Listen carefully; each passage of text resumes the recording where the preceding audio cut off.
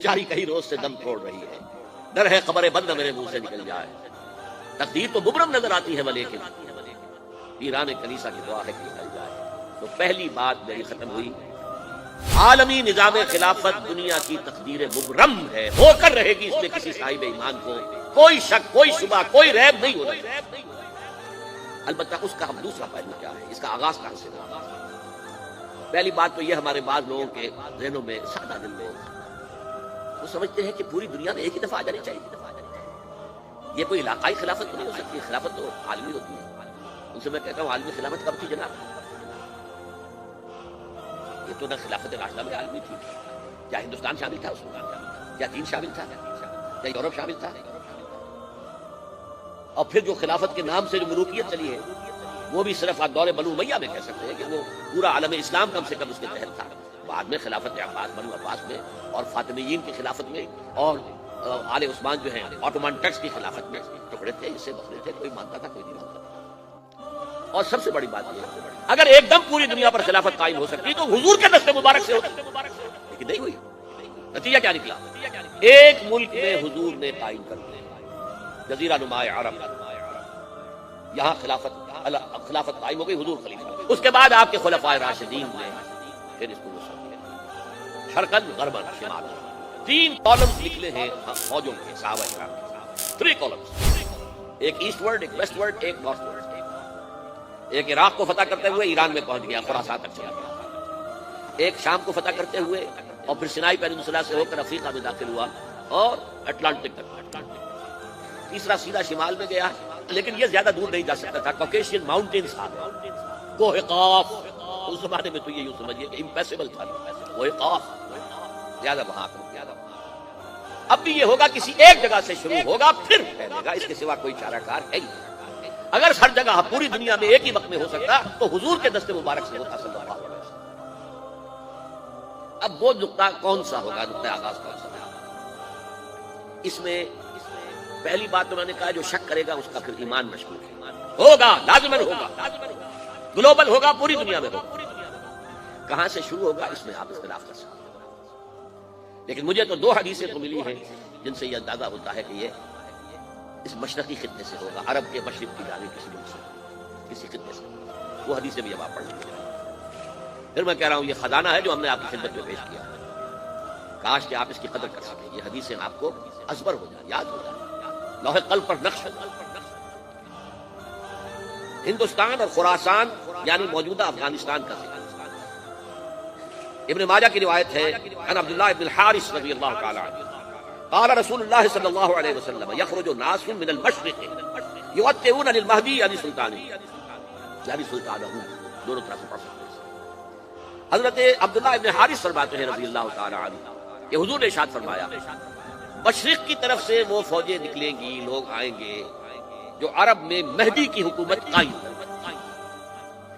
یہ مہدی کون ہوں گے اس کا ذکر میں ذرا بعد میں کروں گا، لیکن نوٹ کر لیجیے کہ مہدی سے پہلے لازماً کسی مشرقی علاقے کے اندر وہ نظام قائم ہو چکے گا، تب وہاں سے فوجیں آئیں گی۔ یہ مشرق کون سا ہے؟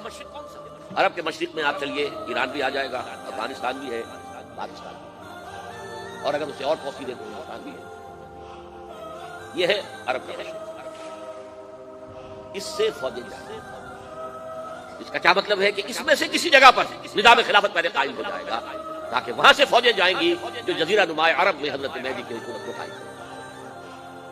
اب دوسری حدیث سنیے، یہ سنن ابن ماجہ کی حدیث جو میں نے آپ کو سنائی، آپ نے پڑھی۔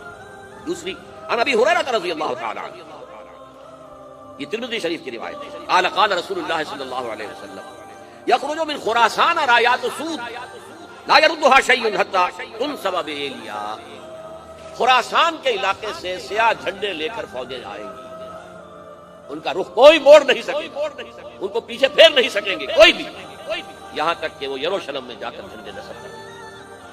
ایلیا حضور کے زمانے میں یروشلم کو کہتے ہیں، یہ یروشلم تھا جب حضرت سلیمان کی حکومت تھی، اور یہاں پر معبد سلیمانی، ہیکل سلیمانی، یروشلم کی تاریخ۔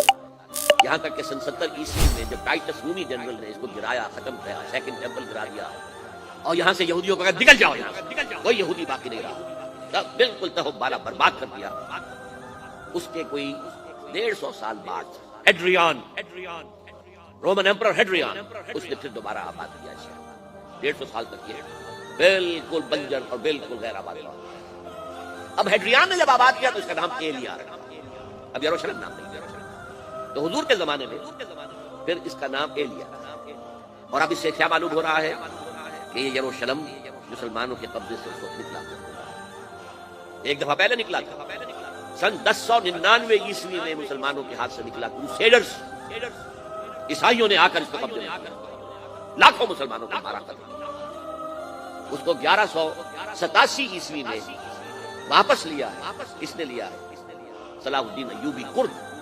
عرب کھوکھلے ہو چکے تھے، عربوں نے کھویا، واپس نہیں لے سکے، بہت حکومت کر چکے تھے 400-500 برس کی حکومت کر کے، اور ان کے عیش اور ان کے آرام، اب ان پہ جان نہیں تھی کہ وہ واپس لے سکے۔ واپس لینے والا گرم کرد صلاح الدین ایوبی۔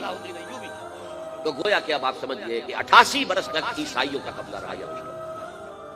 اب 1967 میں یہودیوں نے قبضہ کیا ہے، اور اب 38 برس تو ہو گئے، 88 نہیں 38 برس ہو گئے، لیکن وہ دور آئے گا کہ اب پھر لیں گے، لینے والے عرب بھی نہیں ہوں گے، خراسان کے علاقے سے۔ یہ خراسان کیا تھا؟ ایلیا تو میں نے آپ کو بتا دیا، یروشلم کا نام ہے۔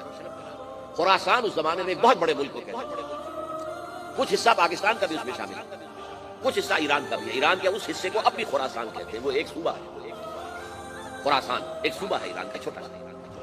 پاکستان میں خاص طور پر یہ جو علاقہ مالاکنڈ ایجنسی کہلاتی ہے، اس سے اوپر جتنا علاقہ ہے، اور یہ جو واخان کی ایک پٹی آتی ہے اوپر، واخان افغانستان کی ایک پٹی سی دم سی چلی آتی ہے جو جا کر چائنا کی سرحد سے مل جاتی ہے، یہاں سے لے کے یہاں تک یہ جو مالاکنڈ کا وہ درہ ہے اور پہاڑ ہے، یہ بھی خراسان ہے۔ باقی تقریباً 2/3 آف افغانستان، ساؤدرن حصہ نہیں ہے خراسان کا حصہ، یہ سیستان کہلاتا ہے، یہ خراسان نہیں ہے۔ لیکن یہ کہ اوپر کا 2/3 آف افغانستان، اور اس کے ساتھ یہ جو عرب جو اب یہ ترک ممالک آزاد ہوئے ہیں سوویت یونین کی ڈسولوشن کے ساتھ، یہ سارا علاقہ کہلاتا ہے خراسان بزرگ، دی گریٹ خراسان۔